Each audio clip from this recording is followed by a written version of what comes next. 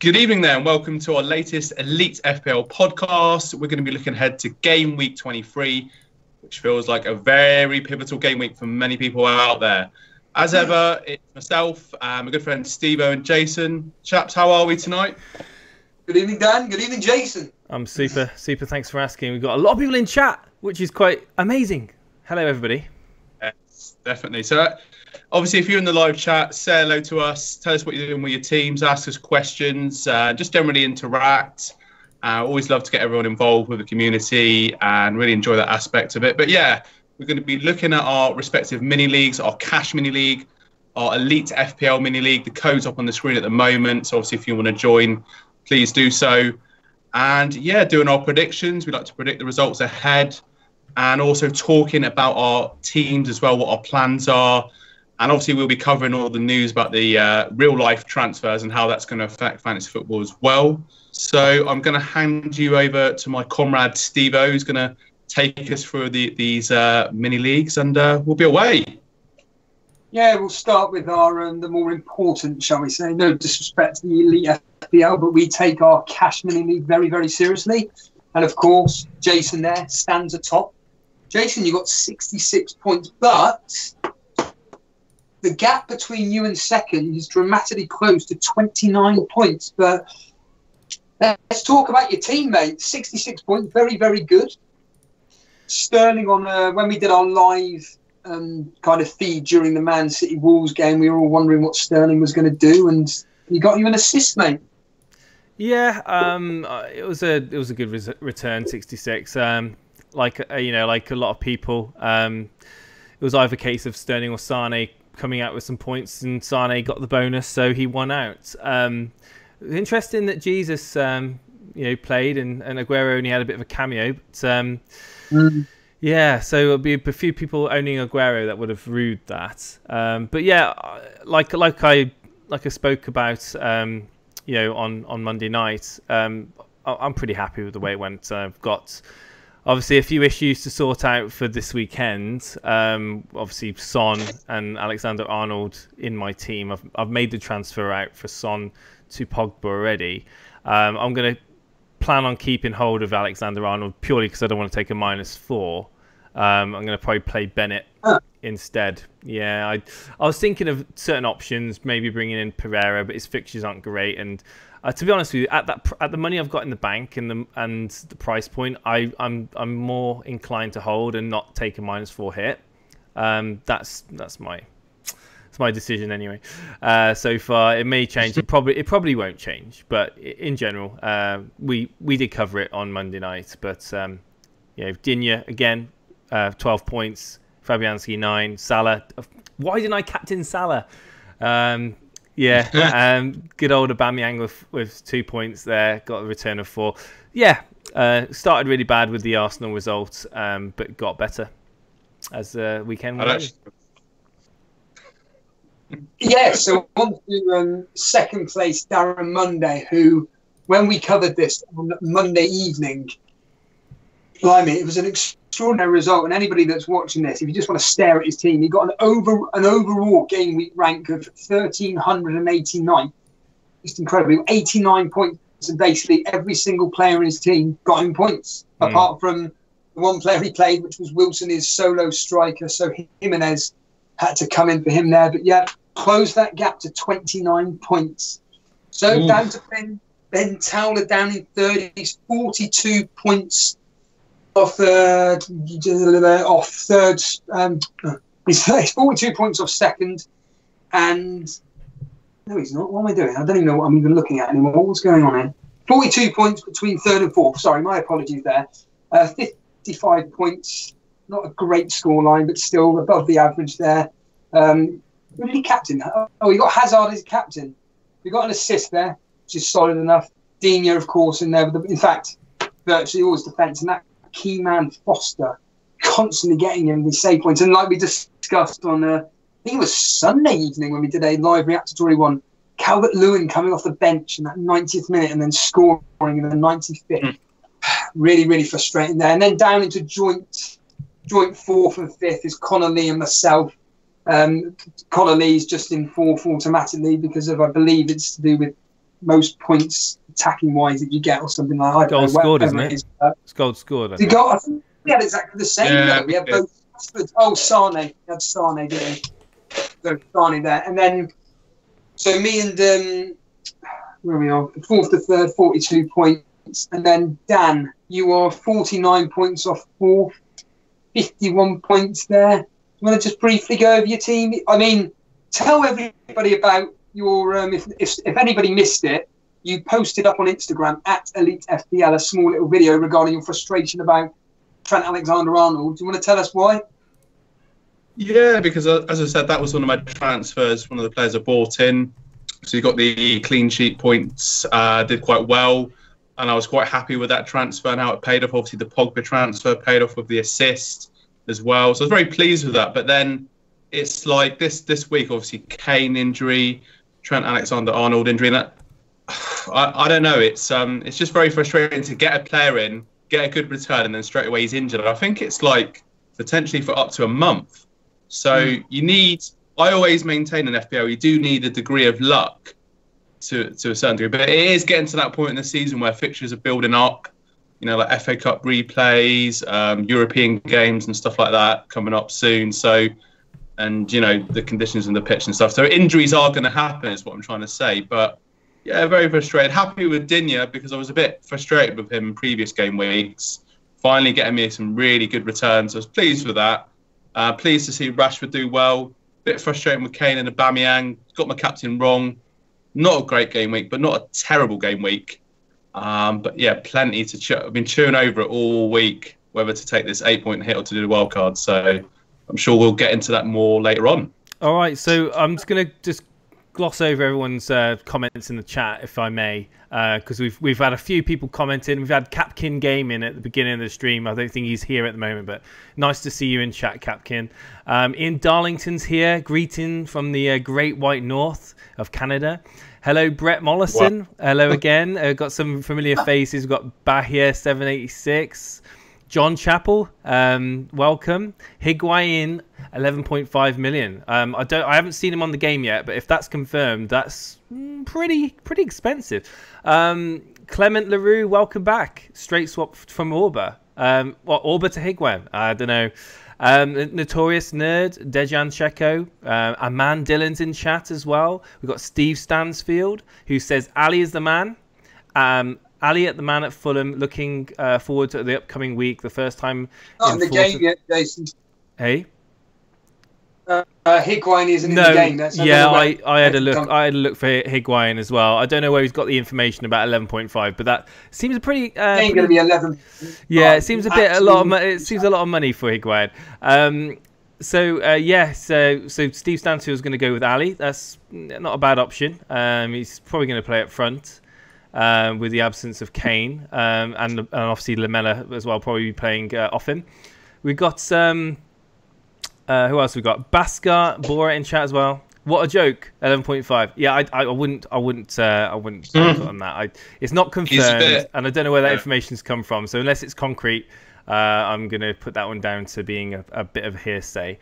Paul Wickett's in chat as well. Welcome, Paul. Hey lads, how are you today? Coming for Jack this week, but took it up -8. -8 hit. Okay, so that's something which we're going to be talking about this stream. People are taking hits this week, it seems, because of the injuries and setbacks to players. So, but yeah, I think I've caught up. Richard S, welcome. Babel looks like a good punt. Yeah, he possibly. But wait and see. Wait and That's see. A proper throwback is Babel coming back to the Premier League. Okay. Yeah. Could it revive Fulham? Who knows? But anyway, that's me cleared up, and feel free to continue. Yeah, well, we'll move on to the guys in the community now. Their league, let's be honest here, the Elite FPL League, and Paul Wickett's just mentioned it. We'll start with Jack Lees, and he obviously topped the Elite FPL, but only by 5 points. Now, I've just looked at his game week history. The last 3 game weeks, now admittedly, Jack's overall rank is 206, so the game week ranks are going to fluctuate quite heavily in this. And the last 3, he's had 3 red arrows, 63 points. Captain Salah, that was the obvious choice within his team there. But yeah, he's slowly dropping. And who's catching him? You've just mentioned his name. It's Paul Wickett. And yeah, he 5 points only now. 82 points he got this game week. Here we go. Yeah, Captain Salah as expected, but he's taken a -8. Wow. Well, he has Son, Kane, and Alexander-Arnold, and he only had 1 transfer because yeah. Oh no! I wonder which players he took out. The team has done absolutely fantastically. Rashford, Sane, mainly it's just the defence, the back 4, and then Fabianski in goal. Digne, David Luiz, a fantastic option. I would certainly recommend having him instead of Alonso, but that's just my personal opinion. And then we'll just quickly cover third spot, which is Ryan Malone. 77 points. He's 27 points, off the first spot. 951st in the world. Again, there's a common theme. If you had Salah, you're going to captain him. All his defence, apart from Chambers returning. Rashford, of course, up front. Absolutely incredible. I think move on to the score predictions, I think, for Game Week 23, Lance. Okay. Cool. Well, we decided at this second half of the season that the three of us would now get involved with predicting the things, but I've just kind of changed the point system a bit. So the last time we actually did this, can you take a quick random guess when the three of us last did the predictions together? The three of us... A quick guess. Oh, I reckon Christmas Eve. Yeah. Was it Christmas Eve? Jason. Oh, no. On again. Can I go back on history? I don't even remember. I can't remember what happened last week, mate. Okay, fair enough. It was game 20, so it was the 29th of December, so it wasn't really that long ago, but I came out on top. Okay. So, that's why you brought it up. There we go.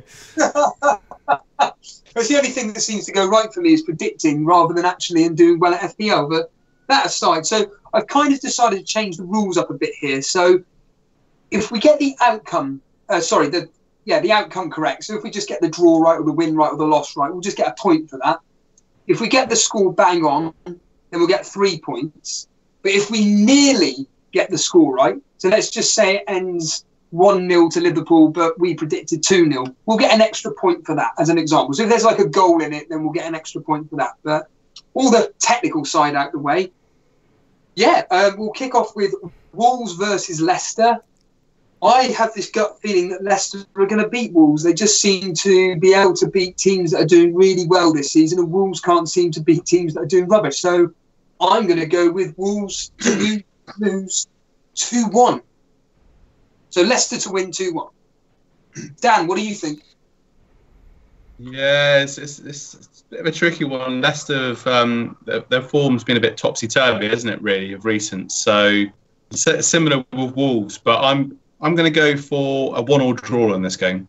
I think there's excuse me, White. Do you think there's any truth to rumours about Brendan Rodgers potentially taking over? There's a lot of chat. This may happen if Claude Payal decides to quit because he's sick to death. He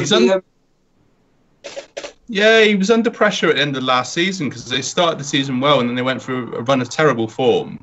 And once again, like we've talked about this before, beating Man City, beating Everton, beating Chelsea. And as an FPL manager, it's so frustrating, particularly with Schmeichel, because he's done really well for me. He's done well, but then it's I'll relay the story, Dan. In my free hit chip, my 2 differentials were Pereira and Vardy. Did nothing against Cardiff. Following week, Pereira assists Vardy against Chelsea or whoever it was. Ridiculous. Yeah, I know, because they beat Man City, beat Chelsea, but yeah, I think maybe look. Let's be honest. Yeah, Brendan Rodgers, if he leaves Celtic and he goes to Leicester, in my eyes, that's an upgrade. I'm sure there'll be some people saying, "Whoa, what you're saying?" But it's back to the Premier League. It's a bigger league in Scotland. Sorry for offending any Celtic fans, but that's just my opinion. So if I was Brendan Rodgers and the Leicester job's going, I'd take it. So there you go. And what's your predictions on that? 1-1. Jason, what do you think on this particular game?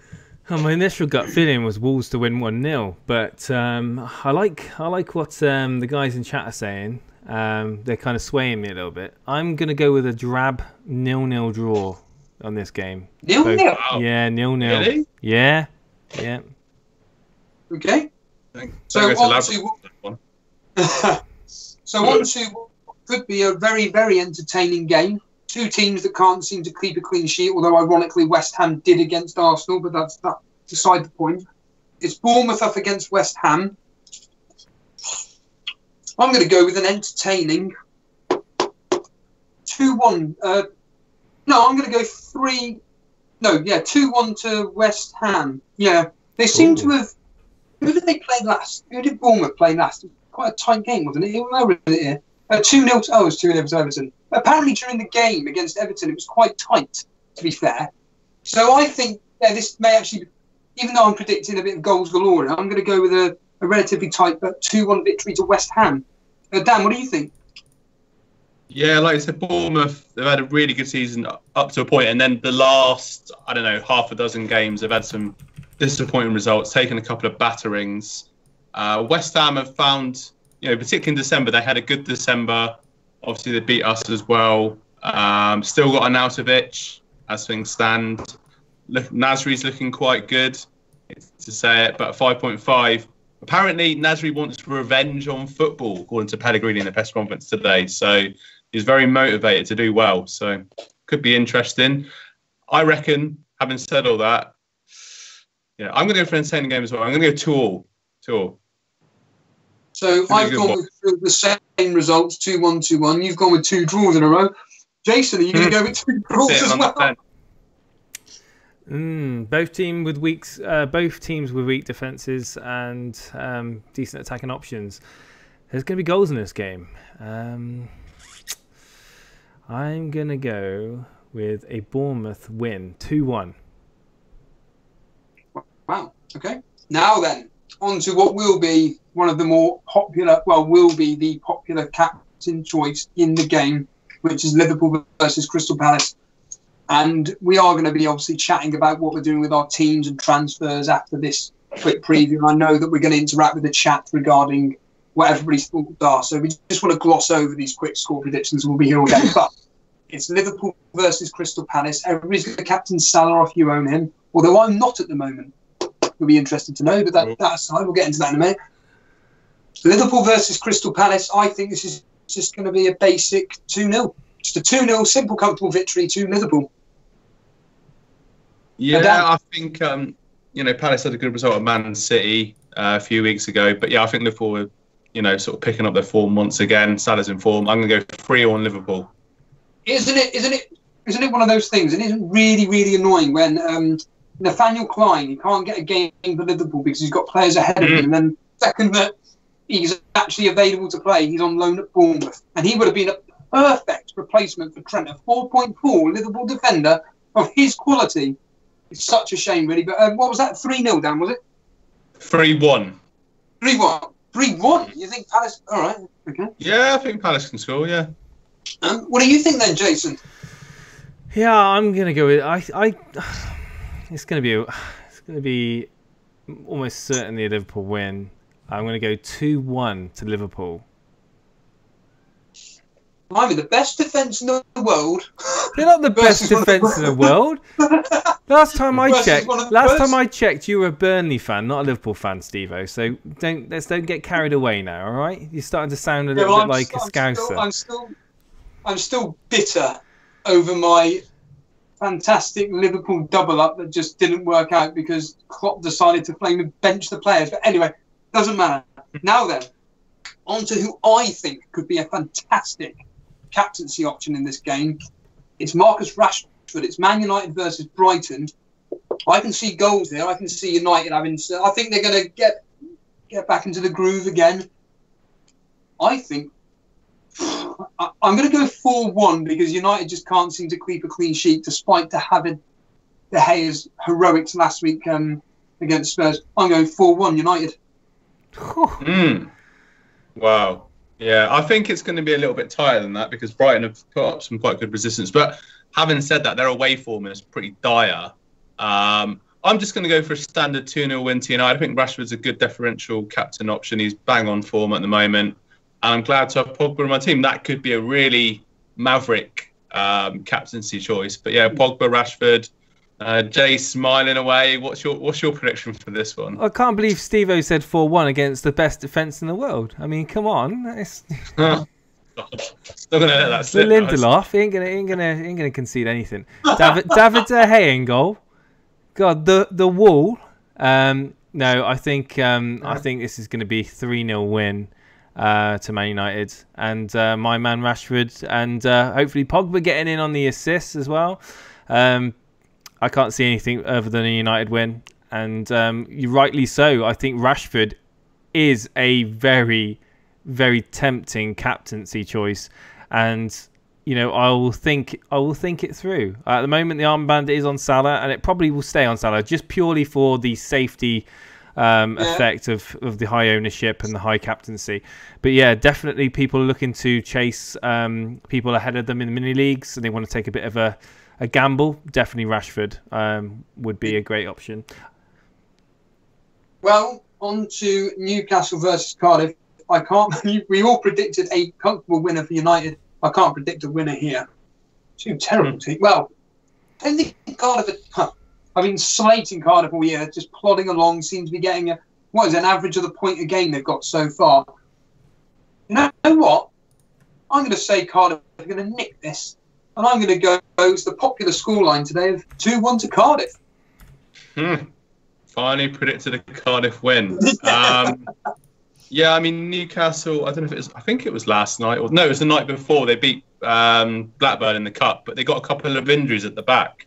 Kieran Clark, the way they're talking, it's like the whole starting 11 are injured. It's just ridiculous. But yeah, sorry. Yeah, so that obviously wasn't ideal in a cup. That's not the priority. So I'm going to go for a draw. I'm going to go 1-1, sitting on the fence again.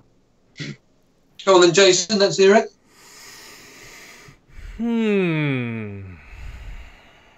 Newcastle. This game has no bearing on FPL. Yeah, this is one of those games. This is a game that you just kind of scan over, isn't it? Cardiff 1-0. 1-0 to Cardiff. Now then, on to a team which just seems to be. They seem to start, one step forward and two steps back with Southampton. They're up against Everton, who apparently Everton have got one of the best. I think it's the fourth best defence away from home in the league. So Southampton, Everton, let's go with 2-0. Yeah, 2-0 Everton. Yeah, like going back on the FA Cup thing, Southampton lost to Derby County on penalties. I think it was last night. They were 2-0 up. And yeah, I think their manager in the press conference today was saying about some rotation and whatnot. I think Danny Ings is back. I always get him confused with Shane Long because they kind of look. Austin that was back, I think. Yeah, so they've got some options. But like you say, Everton have got all right defensive record away from home. I'm going to go 2-1 Everton. And Jason, I suppose you'll be looking for more Digne points. Yeah, but or even in my case, Richarlison. Yeah, Richarlison needs to do something. I've got Richarlison and Digne in. I think that Hasenhüttl's really sort of done a good job at Southampton, and I don't think it's fair to necessarily judge them from their previous form this season. I think they're kind of maybe starting to turn a corner. Even Jay Eggersdorf, whatever his name is, if I pronounced it right, is brought in Redmond. So as a cheap midfield option. Now, obviously, I don't know if he's going to play. Oh my God, whatever he said, we better get on with it. Yeah, all right, okay. I'm going to skip to the point. I think that Everton need to get this. They want to get it. They need to get a win. So, yeah, I'm going to go with an Everton 1-0 win. 1-0 win. Now then, on to my lads. Burnley were away at Watford. Now I remember when we first did the first half of the season, I would do the history lesson. Usually it would turn out quite well. And our record against Watford, from what even I personally remembered, it was very, very good. And then we lost 2-0, I think it was, at our place. I think now we've turned the corner. And Watford, just like Wolves, just like Leicester, they're just one of these teams which, when you think they're going to win, they lose. I think we're going to do them. I think we're going to beat Watford. I think we're going to beat them 2-3-1. I'm going to go 2-1, just conservative. But I think anybody with any Ashley Barnes owners out there, play him. I'm going to go 2-1. Wow, that's the most confident I've heard you speak about Burnley all season. I know, right? It was only a couple of weeks ago. He was like, any team, yeah, they've won. Yeah, just skip on to the next fixture. Skip on to the next fixture. Now it's like, complete. Yeah, Watford are a bit up and down. I mean, they got a good win at Palace. I've still got Deulofeu. He could have got a goal. He could have got an assist last week. He hit the post, and Wan-Bissaka cleared it off the line. Dini's shot. So Burnley on a good run, but unfortunately, it's going to come to an end here. I think I'm going to go. I'm going to go 2-0 to Watford. Sorry, mate. and Jason, are you back in going with Dan? I've got a bit of a conflict of interest on this result because I've got the mighty Kiko Firmino in my team. So I really desperately want Watford to hold out and get a clean sheet. So I'm going to go with a 1-0 win to Watford on this one. Another 1-0. Now then, here we go. Finally, onto some of the big teams at last. Arsenal versus Chelsea. And as it stands, I've got Aubameyang as captain because of what Dan said. Well, actually, Dan was quoting me, but I think Arsenal are going to win this. I think this is going to be, when you beat Spurs 4-2, I think this is going to be exactly the same. I'm going to go 4-2 to Arsenal, and as it stands, I'm not confident with Aubameyang captain. Don't get me wrong, it's going to happen. I'm going to captain Salah. But you know what? Aubameyang's record at home is superb, and if I really wanted to go for it, I'd captain Aubameyang, but I'm going 4-2 to Arsenal. Are you feeling that confident, Dan? Are you going to be like is it DT? Is it going to be one of those? Yeah. Well, I haven't had a drink in January yet, but I think I might need one watching this game because it's just at the moment, being an Arsenal fan, it's a bit rubbish. Because, not just because of his slight downturn of form, but it's just we're not going to sign anyone decent in January. There's no money apparently to buy anyone. Giuseppe Rossi's looking for a club. Yeah, sure he is, mate. You can go to London and find plenty of clubs, but no, I think it'll be a lot tighter than that. To be fair, we're like 6 points off Chelsea at the moment, and this really is a must-win game.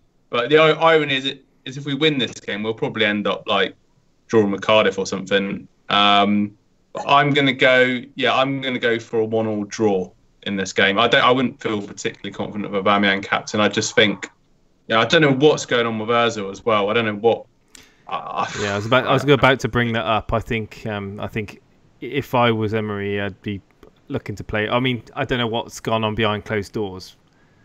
Apparently, he's not happy with him, and he's advised him to leave the club. And that's not just like hearsay. That's from David Ornstein, who's a very respected BBC sport journalist. Twitter today, so he's got very close links to the club. So apparently, basically, Ozil doesn't fit the style of play for Arsenal, and well, for Emery's Arsenal anyway. And if he doesn't play Saturday, I think he could be gone. Yeah, but if they want to sell him, they need to showcase him. And if Ozil's a professional player, you'd imagine that you would put in a good performance against Chelsea. But so what was your prediction, Dan? Sorry, 1-1. 1-1. Okay. I must say though, Dan, your home record is absolutely superb. I'm just looking at it right now. Same as last season, actually. Same as last season. Home record was really good. Away record was terrible. Away record slightly better this season, but it must be so frustrating because you must know that if you're literally one creative midfielder away, almost like a Cazorla, you need that sort of player. Getting back. Yeah, and. It must be really frustrated because you've got great options in the team, and obviously Ramsey's going, and on a free. Centre backs obviously is another issue, but yeah, I'm gonna go for a. I think Chelsea are going to win this, but I think Arsenal are going to score first. I think it's going to be 2-1 to Chelsea for this fixture. Higuain was scored when he should have been playing for Arsenal about 4 years ago. But let's not bring a history up, Dan.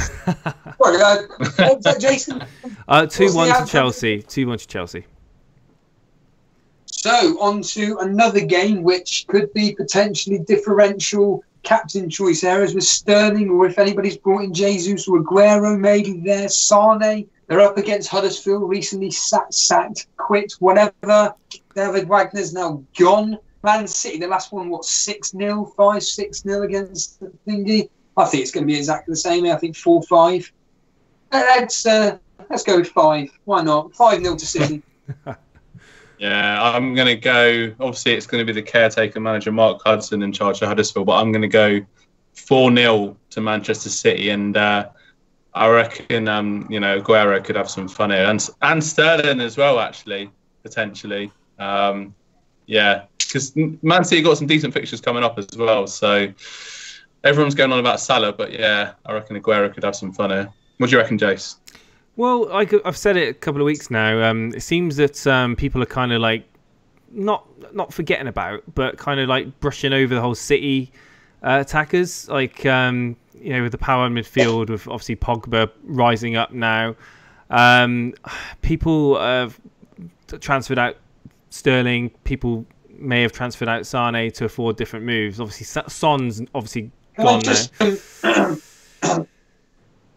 What's that? I was just going to say, Jake, I don't know again if this is a Skype issue or it's actually happening. Yeah, I think it's a Skype issue. It's a Skype issue. Don't worry.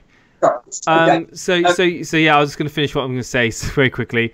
I think again, Man City are going to destroy Huddersfield with a temporary manager. I think it's going to be up in the realms of 4-5-0. I'm going to go with 4-0, 4-0 to Man City. Well, it ended 6-1. It was at the Etihad. Sterling didn't play, and I'm just looking over Sterling's returns against the poorer teams away from home, and it's terrible. So, for example, Cardiff away in a 5-0 win in 90 minutes, he got an assist. Basically, the best returns he's had was against West Ham away, where he played 73 minutes. He got a goal and 2 assists. But other than that, yeah, I don't want to put people off from captaining, but his returns away at these poorer teams, and they've been, here we are again, away at Southampton, 90 minutes played, 1 assist. Not that great. But anyway, on to another massive talking point, and we're going to get onto all this in a second once we predict it, which is Fulham against the Kaneless Spurs. And of course, Fulham have just, as we joked off there, have just acquired Ryan Babel. Will he jump straight in? Who knows? I don't see anything more than a three goal minimum for Spurs here. I'm going to go 3. Let's go 3-1, and let's just say Ryan Babel gets a goal to announce himself. Ryan Babel to score first, Spurs to then go on and win 3-1. Yeah, I think Spurs are going to have too much. Obviously, there's been a big thing about Kane. That's a bit of a nightmare for many FPL managers out there. Son's obviously at the Asia Games now, doing his thing for South Korea. But yeah, like I said, Fulham's defence has been shaky all season. I just think it'll be professional with Tottenham. I'm going to go for 2-0. And we will see how Ryan Babel does. And finally, Jason. I really want Fulham to win this. So do I. It's like my heart says that Mitrovic is going to do well in this game. I don't know why. I just got this feeling, like a gut feeling, that Mitrovic is going to kind of remind everybody of what he is and what threat he poses.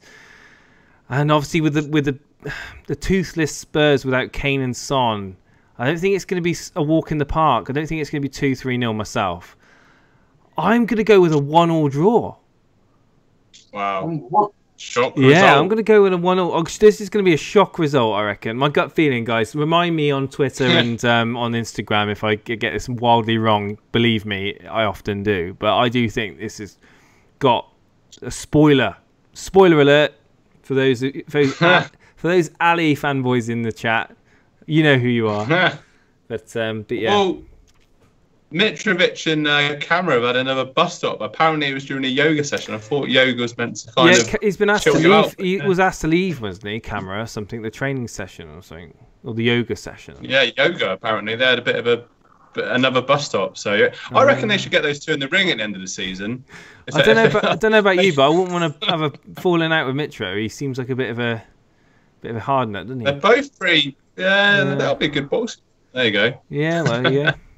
But anyway, What are your what are the guys in chat saying? Let's get them involved. They're saying they're all getting in. They're all getting involved in the score predictions. Apparently I've gone mad. Yes, gee whiz, I may probably have gone mad, but I like to throw a spanner in the old the works every now and again with the old score predictions, because football is like that. You know, you get the odd surprise result, and I think that could have surprise result written all over it.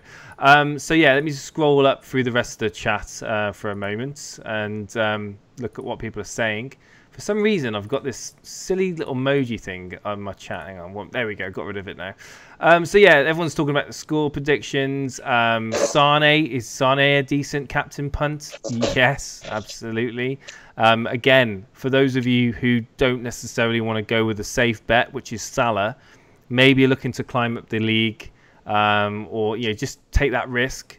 Sane is definitely a good option, along with the likes of Rashford or Pogba. Clement LaRue says Lamela is going to get a hat trick. Lots of people again score predictions. Mitro fans in chat, don't all talk at once. We've got heading up. Heard Emery said Ozil could play. That Tim Lee says in chat. I personally haven't heard that. Dan, does that sound like a possibility? Yeah, it sounds like a possibility. I mean, I've never had him in my team this season. He just seems to get these mysterious injuries. I think there's a lot going on behind the scenes there, so I wouldn't be too surprised if he doesn't play on Saturday. Brett Mollison said that Cathcart is going to score for you, Steve-O. Ha! Yeah, good. Yes. And Kiko Firmino is going to get me a clean sheet. Clement LaRue says, "I'll be very happy with that, Clement. But I'm not going to hold out. I'm not going to hold my breath just yet. But yeah, everything else is pretty much score predictions and Pogba's on penalties. Yeah, Pogba captain. Kelwy says in chat, "Hello, Kelwy. Welcome back to the stream." And yeah, we're caught up. And Jack Gleason's in the chat. It would seem right now the man of the I was going to say the man of the moment, but he's been the man of the last 2 months now. Welcome to the chat, Jack. And how does it feel to be still at the pinnacle of the Elite FPL Podcast League? Yeah, no, actually, I'll ask the question while we're here. If Jack answers just before we go into the preview again. We're not going to wait here all day for his answer, but the point being is that how does it feel slipping down the rankings? That's the question. And are you feeling the pressure of slipping down now? And with Paul Wickett within our league catching you only 5 points behind you now, how do you feel? And what's your overall goals for this season, Jack? That's the question. Wait, how many questions was that? We should just get him on this. Listen, we should just get him on this podcast. Yeah, so Jack. That's all he's at. There you go. If you're up for coming on sometime, hit me up on a DM on Twitter or Instagram, and we'll get that sorted out. Even if you just want to come on the Skype call, you're more than welcome to. What are your plans, Jason, for this game week? Then I would love to. Well, first of all, Jack's just let us know that he's made 3 transfers this game week. Wow. So it's going to be interesting to see what he's decided to do. Are you willing to share? I've done Sterling, Pogba, and Rashford in. Oh, so he's gone with the Sterling, Pogba, and Rashford moves coming in. That's very good. That would be a lot of fun. Yeah, hit me up, Jack, and we'll get it sorted out. So yeah, what are you saying about my plans are? Is that what you're asking? Yeah. Okay, I'll load my team up so everyone can see it. So as you can see, I've still got Trent Alexander-Arnold with a big red flag. I don't even know why I've got him there, but I will move him. Don't worry. Not that it matters, because it will just get Bennett will just get substituted on. Very light in defence, and I'm very much aware of that. I've used my free transfer getting in Pogba, so I've actually tripled up on Man United. Pogba, Rashford, and Martial. I'm very attack heavy, actually, really attack heavy this week. I'm a little bit concerned because people got the heavy hitters like Alonso. He's got a good chance of you getting something. Robertson. People doubling up even on Liverpool defenders, and obviously we have Alisson. I'm not expecting a lot of points for my defence, so I'm hoping to compensate with my midfield and attack. as it stands, I've got a back four of Fabianski in goal with Bournemouth away. I'd be very lucky if he can get a clean sheet, but hopefully get a few save points. Got Kiko Firmino at home to your team, Burnley. Toss a coin on that one. Clean sheet.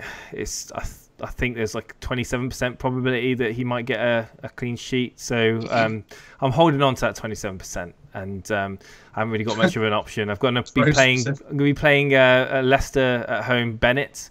Which is at home, against Leicester, 0-0 would work out quite nicely for me. Dina away at Southampton. Now in my midfield I've got Martial, Sterling, Salah, and Pogba. The armband is on Salah. I won't divulge too much in detail about my my captain decision, but I think it's going to stay on there. And then Jimenez up front with Rashford and Aubameyang, and it's a good shout, Aubameyang, because Chelsea, they're going to be attacking, and Arsenal are great on the counter attack. Aubameyang thrives on high defensive lines, and Chelsea do play a high defensive line, and if the key is with Arsenal, if the midfield can put some penetrating balls over the top or through balls for Aubameyang on Lacazette to get onto, then I can definitely see him doing well in that game. So that's my team as it stands. I've got Richarlison first sub on the bench, and like I said, Wan-Bissaka will be my second, and then Alexander will be my third. There's 18%. What? 18% clean sheet odds for Burnley. Unbelievable. Yeah. Anyway, that's my team. So do you want to go down to your team? Go to Dan. Go to Dan's first. All right, and Dan. Okay, Dan. I don't really know. You may be noticing that I'm getting really, really agitated here. For whatever reason, FPL has signed me out, and I keep forgetting my password. And I know I only use the same passwords, and it's driving me up the wall. So just speak to Dan, because I'm just not in the mood. It's fine. Yeah, as I said at the start of the podcast, I think a lot of people have had this week. It's like I'm thinking of either an 8-point hit. I said the wild card. I still think like I'm gonna wait with my wild card. I still think we've got double game weeks coming up at some point. I think it might be a bit too knee-jerk to do the wild card just yet. I think, and also with these as I call them, real life transfers. If I was to do the wild card now and then a few interesting transfers were happening towards the end of the month, I could miss out on some potential differentials there. So it's frustrating about TAA getting injured, because I had a nice three there: Digne, Doherty, and Trent Alexander-Arnold, three attacking fullbacks for quite a good price, and it was a nice balanced defence. And now I'm a bit like, got to sort that out. So possibly thinking of getting a budget defender to replace TAA, and I've got to get Salah in this week. There's no other option because his ownership is so high. And if he's going to do something spectacular at Anfield on Saturday, and I'm going to miss out on that, then my season could be over. And I know that sounds a bit melodramatic, but I'm like 8th in our mini league at the moment. As Steve said, I'm like 49 points out of the top 4. Lots of people in and around me have got Salah, so I'm feeling the pressure to get him in. So, and then I've also got the headache of Kane as well. I mean, people in the chat, what do I do? I've obviously got to get rid of Kane as well with this long-term injury. So it's a bit of a nightmare really. But I may have to go for a budget striker really to get. This is the whole thing about getting Salah back into your team. You're going to have to downgrade a player on the defence, downgrade a forward, and then see what happens. But I'm pretty content with the rest of my team. As I said before, got Pogba in nice and early before the price rise. Rashford's doing well, ticking along.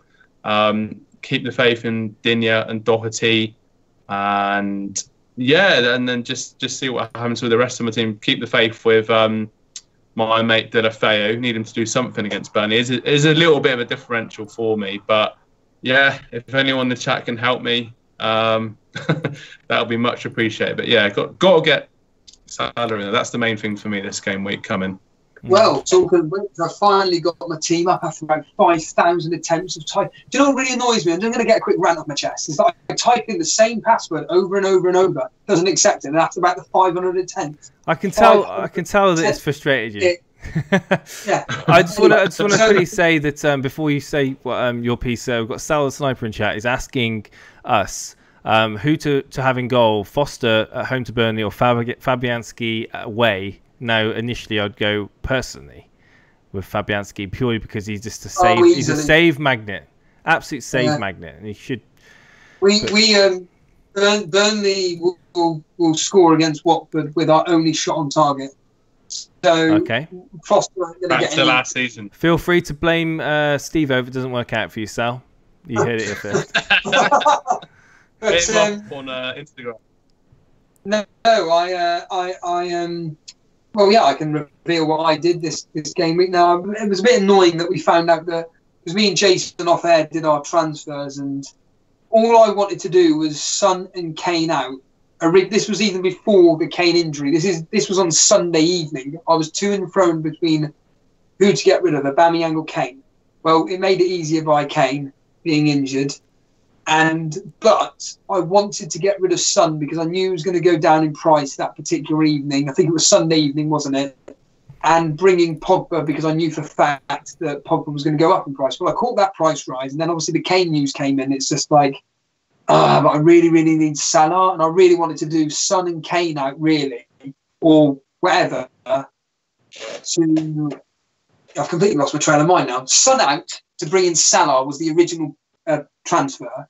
And then it would be a case of who would I got rid of, Kane or Aubameyang? Well, because of Kane and everything, and because I did the early transfer, I did Pogba to Son, and then I got rid of Kane to bring in Salah. But who did I get rid of? I got rid of Felipe Anderson. I just looked at Richarlison and Anderson, and going on what I said the last podcast, I was just thinking, go with your own advice. You know, the amount of times that I use my own, I don't even use my own advice, and it backfires every blinking time. I.e., never bench a premium defender. Who did I bench last time? Lindelof against Tottenham gets me a clean sheet. So my advice to myself or anybody was, well, out of Richarlison and Anderson, Richarlison's more consistent with his points. Anderson's really, really explosive. So it wouldn't surprise me if Felipe Anderson gets a double-digit haul against Bournemouth. And again, with Arnautovic in the team, Felipe Anderson doesn't seem to do anything. But if he doesn't play this week, Arnautovic, you can just guarantee Felipe Anderson's going to do something. But so I got rid of Anderson, brought in Salah, but then who did I bring in for Kane? Jimenez. I'm not really happy with that, but it was the best option to bring in. I'm going with the standard. Why are you not happy with Jimenez? He's a great price striker playing for a decent Wolves team. Because when I was looking at his returns, he's not consistent enough. Which for a Wolves team, I understand that. But what I wanted to do was play a 3-5-2, and I was hoping to get a budget striker. For I mean, the limit I had was 4.2, and there's nobody there. And Quaynar's gone now. He's gone now, so he's not even an option. So there's no one at 4.2. So I had to go with Jimenez. But in reality, I'd rather have had a 3-5-2, kept Felipe Anderson just for this game week at least, and then gone with a front two of Rashford and Aubameyang, which is probably what most people. I think the template now is doing a 3-5-2. So yeah. We can join each other in the hope that he'll do something. Well, yes, that's true. Yeah. The question is, do I play Kika Firmino or do I play Kolasinac? Well, both are going to concede, but I can just see Kolasinac doing at least something. Yeah, he's great down the wing. I mean, I'm looking at Jimenez's returns. Yeah, it's not too bad. It's just 6 goals, 6 assists.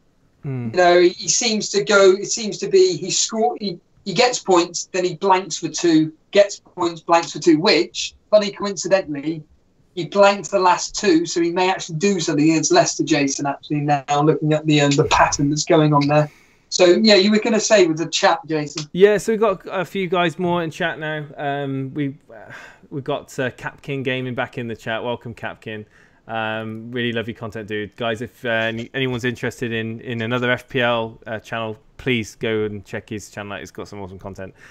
We got Steve Stansfield saying TA and Kane out, Firmino and Robertson in, Salah later. Go with Firmino over Salah. I've read a lot of people are hyping up Firmino for some reason.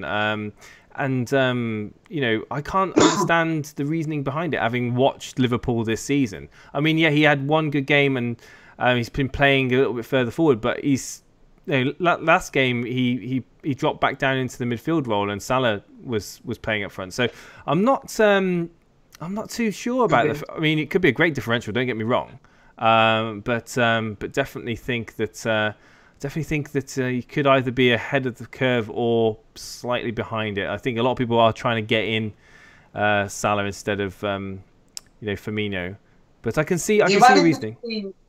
If people had in between, again, this is going quite back a bit, but between game weeks 13, that's how long ago it was, between game weeks 13 and 16, he did really, really well.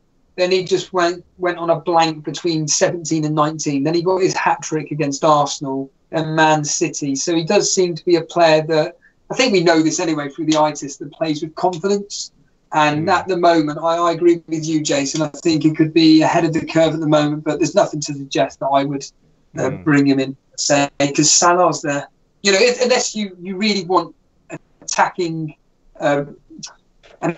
option from Liverpool, even though everything goes through Salah. Yeah, Firmino is a differential, but I think there's better options.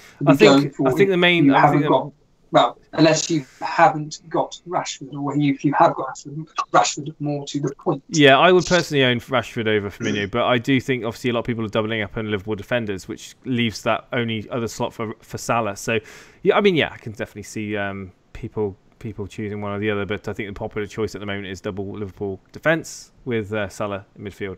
But yeah, saying hello to John Hatcher. Jimenez has only got 3 points less than Aguero so far, but Aguero's also been injured for multiple game weeks. And but Dan, you're sitting there all quiet. What's your thoughts on Firmino? No, like I said, I think Steve said he's a confidence player.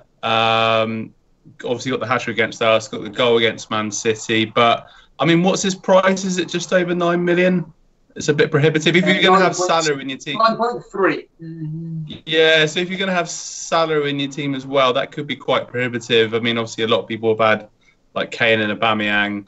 So if you're going to take Kane out and you're going to get Salah in, you're not going to be able to get Firmino in as well. So Liverpool fixtures are good coming up. I think that's Firmino's more one to watch than one to get in this particular game week, I'd say.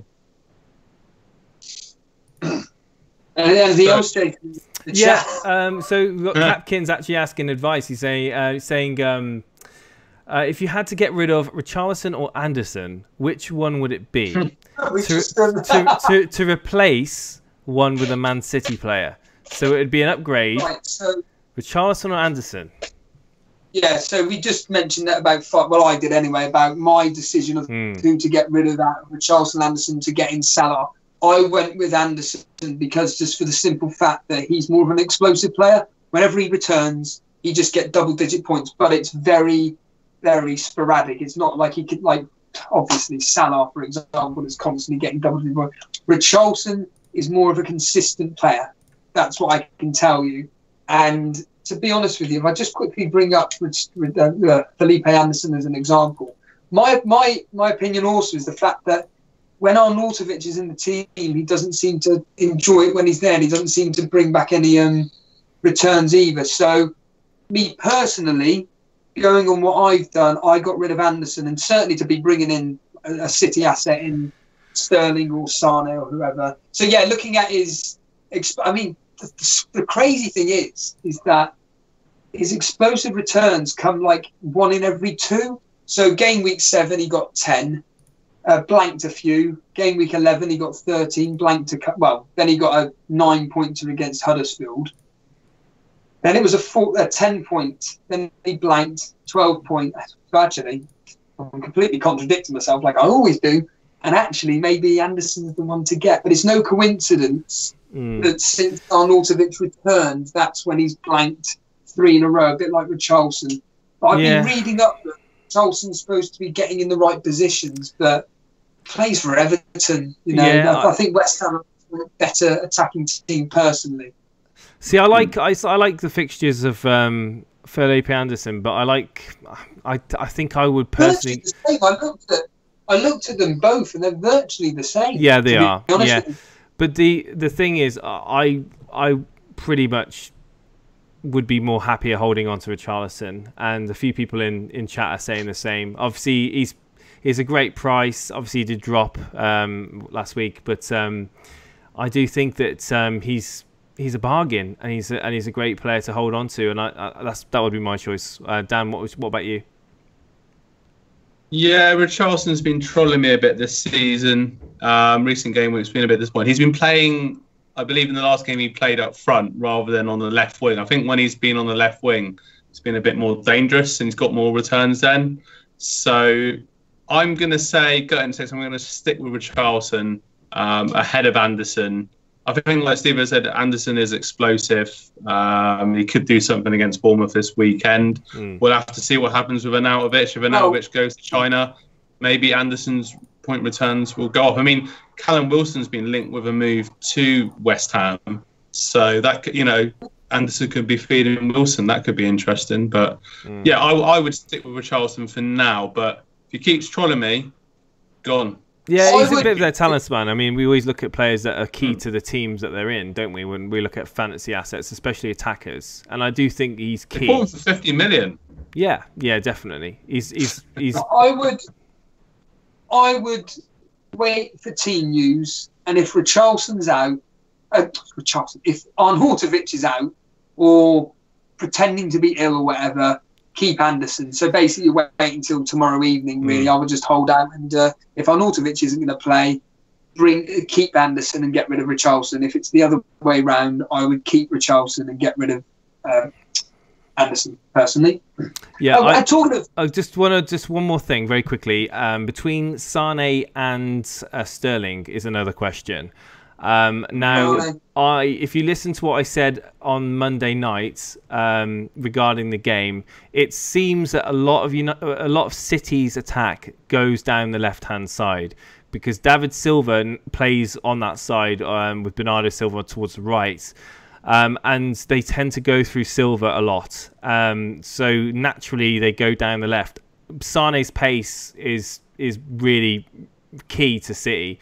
And it just seemed like, as a Sterling owner watching that game Monday night, it was really frustrating because, like I said, for every 10 attacks, 7 of them went down the left-hand side. So yeah, if I had to choose between the both of them, I have a Sterling, and I really wish that I had Sane. Yeah, there you go. I agree. I think because he's cheaper as well. Yeah, I think for a consistent returner within reason, Sane. I mean, his last 6, game week 17 returned 10. Then he went on a blank, although one of those blanks of the 3 was a 6-minute cameo against Southampton away. But then the last 2 fixtures, he got 10 points away at Liverpool, at home to Liverpool, and 8 points against Wolves the other day. So yeah, I would go with Sane for now. Absolutely. Yeah. Okay.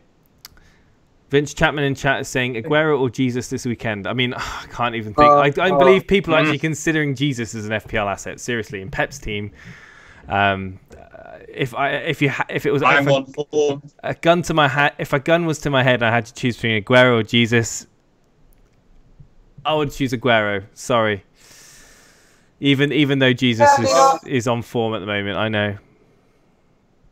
Again, looking at the last 6, 7.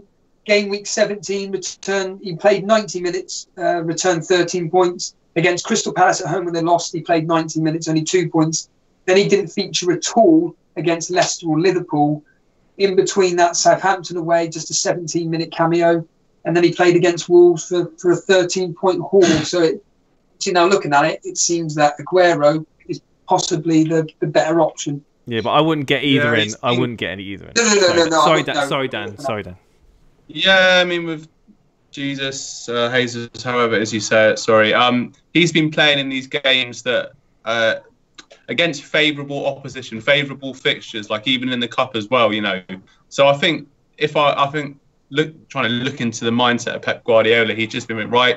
Play Jesus in these games, in the cup game against Burton, home to Wolverhampton, and then let's get Aguero back in when he's, back to fitness for the more tricky ties or whatever. So yeah, I think Aguero would be better, really. And Dan, that kind of backs your argument up there, because Aguero featured against, once he returned from injury.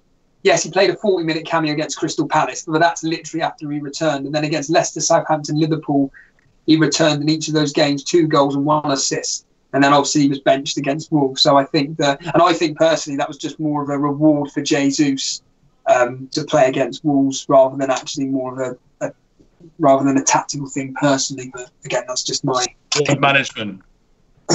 Yes.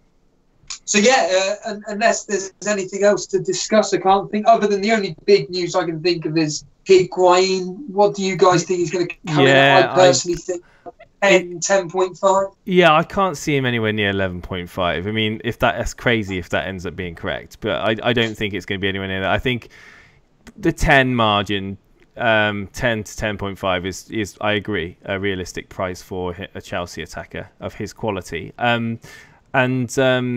Yeah, you, Dan? What about you? Well, you know, like I said 3 years ago, in that summer of 2015, it was all about Higuain might come to every bloody day. It was Higuain might come to Arsenal. Higuain, and he didn't bloody come. He went to bloody Napoli. But fantastic scoring record in Serie A. Juventus, AC Milan, Napoli, and whatnot. I reckon he will come in at 10.4. That's a really specific guess. Really but odd I mean, number. he's got. They only do it in They do it in 0.5, I think. Yeah. Oh well, all right, 10.5 then. But no, he's got a good goal score, but it's whether he'll adapt to the Premier League. So that'll be interesting to see. Yes, I think another question to address is what are Spurs going to do? Because obviously there's no Kane. Right. Well, the word on the street, Steve. Sorry to cut you out, but the word on the street is that Giuseppe Rossi may be signing on a pay-per-play contract with Spurs. Now, this is word on the street, so don't. Who have you been talking to on the street? But like, hey, come over here, mate. Okay, it might have been Reddit. It might have been Reddit, but anyway, wait and see on that one. Wait and see. But Spurs definitely need a striker. He won't be, even if that was true, he won't be here for the Fulham game. So what are we thinking? That Ali's going to be false number 9? Just get Llorente in there as the standard number. I reckon Lucas Llorente. No, Moura's out, isn't he? All of that, okay. Oh. Yeah, but I think flagged. So. I'll just double check. Well, okay, it's flagged, but I would imagine it would be Lamela, Llorente and Ali. I would even maybe say Ali on the left, Lamela on the right with Llorente in the middle. That could possibly happen. Lamela plays. He always seems to do something, it appears. Yeah, who knows? Yeah, I'm not touching Spurs, man. I'm not touching Spurs. It is a tricky one because Spurs fixtures are pretty decent going forward, and Llorente's been he did really well for Swansea a couple of years ago. I got some good points returned from Llorente actually when he was at Swansea, but he's been biding his time there. He's a bit of a veteran striker, and now that Kane's out, surely Pochettino's going to be right. Okay, you're the main guy now. You know, he did well in the cup again. I know it's against Tranmere or whatever in the cup, but got some goals there. He does, occasionally plays in dead rubbers in the Champions League, plays in the FA Cup, whatever. But it's Llorente's time to shine now. I think you can't if he doesn't play Llorente's going to be there well. What's the purpose of me being a backup striker if I'm not going to come in? So I think Llorente it will knock his confidence to the floor if he doesn't play now. He's almost, I would say, he's 90-odd% chance of him starting the game. I'd be very shocked to see him being on the bench. It's going to be certainly telling what happens against. It's so annoying that it's Fulham because, no disrespect, but it's Fulham, and they have got some absolutely superb fixtures coming up. I mean, I'm bringing it on now. Close to Fulham? No, I work near Fulham, literally. You want to watch out, mate? So it's 5 in the next 5. They've got 3 home games in a row against Watford, Newcastle, and Leicester, and literally they're slap bang in the middle of away at Fulham and away at us. And then it's Chelsea away, Arsenal away. So the next 5 could be differential heaven by bringing in either Ali, or potentially if he kicks on Llorente against. What if I mean if he do well against Fulham if Llorente starts? Yeah, it's got bandwagon written all over it, isn't it? Yeah, exactly. Cool. Okay. Right. So yeah, a couple of things I want to say, guys. There's a bit right. So first of all, I did poll cards. Now, I've not tried to use these things before. This stream was an experiment, and a couple of you in chat have mentioned that the poll seems to be kind of a bit bugged. Apparently, that's showing 100%. On everything I pick, so I can tell you that the results. We've only had 2 people vote on the. Do you only need one premium? two people voted on the question. Do you only need one premium FPL forward? And guess what? It was a split vote. So it was 50%. So 50% said yes, 50% said no. So that was a bit of a disappointment on the poll front. And one person responded to the question, "Who is your standout captain for Game Week 23?" And guess what? It was Mohamed Salah. So nothing learned from the polls. So yeah. Oh, hang on. Apparently, I need to refresh. Give me a second. Capkins told me that I have to refresh. What the dashboard? Do I need to refresh the dashboard? Is that what you're saying? Let me just refresh. Let me see if the poll cards have got different answers. Oh, okay, right, okay, yes, I needed to refresh. So we've had 13 people voted. That's a lot better. Do you only need one premium FPL forward? 53% of people said yes. So it's quite a close one, actually. And 46% of people said no. So it was actually quite surprised. I thought that more people would have gone with the yes, especially with Kane being confirmed out for a lengthy time. So yeah, a bit of almost a split there between the community, which is quite interesting. And the second question had 12 responses. Who's your standout captain? No surprise, Mo Salah still is the standout captain with 58% of the share of votes, with the second player being Pogba, with 2 people voting Pogba, 16%. I do think that that Rashford is a better pick myself over Pogba, but yeah, I think the devout Pogba owners. I was looking at funny enough, I was looking at Pogba versus the really poorer team. My God, his returns are absolutely phenomenal. Real double digits here. So Cardiff away, 13 points. Huddersfield at home, 15 points. Bournemouth at home, 18 points. Yeah. So actually, maybe, okay, Newcastle away, he only got 3. He got an assist versus Tottenham. He's clearly in form. I'll tell you what, if you've got the bottle to do it, and you really are, this is the thing. Jason mentioned the point about Salah captaincy, which is quite obvious. It's safety. I can guarantee you now I'm going to end up captaining Salah, even though at the moment I'm on a Aubameyang. Yeah. It's a safety margin. Really, yeah. If you're chasing, hello Dan, if you're chasing, I think Pogba or Rashford could be an absolute potential of getting the real, thing. I think this could, because remember, I remember this is the last game week because we've now got a blank because it's the FA Cup next week. So we've got a bit of a blank. So I always like when it comes to blank game weeks, it's kind of my time to be like, you mean a break? Where am I? Yeah, a bit of a break. Not a blank. Where am I? Don't get confused, guys. We ain't got a blank game week. It's a break. Yeah. It's a break. Yeah. So we got a break for a week, and it's just my time to consolidate where I'm going. I'll look at my mini league rivals, kind of look at what's going on with whatnot, and see if I can bring in maybe the odd differential here and there to kind of try and catch within my own mini league in the Torbay Elite thing. But yeah.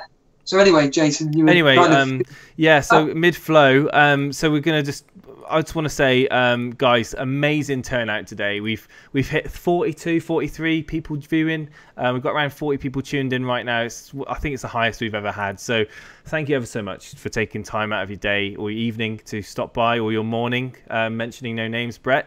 But I have a bit of an idea. And starting in February, we are going to run a little bit of a prize for the guys in our Elite FPL podcast league. Now, We're going to go with the manager of the month. So the manager with the most points at the end of the month will win an Elite FPL mug.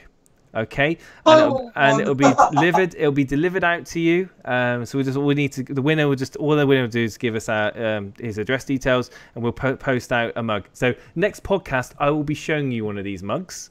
And then at the end of the season, there will be probably just a mug prize for the winner of the league. At the moment, obviously, it's a free league, and it's just something to give back to our community. So gives you a bit of more of an emphasis to try well. It's not an easy league to try and get to the top of, but at least the monthly prize of Manager of the Month is something which a lot of you guys can aspire for.